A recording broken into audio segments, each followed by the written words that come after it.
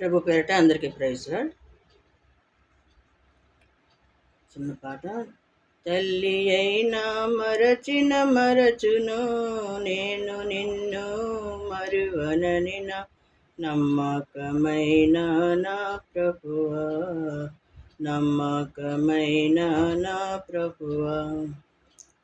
ఈ లోకంలో తల్లి అయినా మర్చిపోదు. తల్లి మరవదు అసలు. ఒకవేళ మరిచినా తన పనుల్లో పడి మర్చిపోవచ్చు. కానీ నేను నిన్ను మరవను అంటున్నాడు యేసయ్య. తన అరచేతిలో చెక్కుకున్నాను అంటున్నాడు. చూడు, నిన్ను మరిచిపోజాలని అంటున్నాడు. దేవుడు మనల్ని మర్చిపోయే దేవుడు కాదు.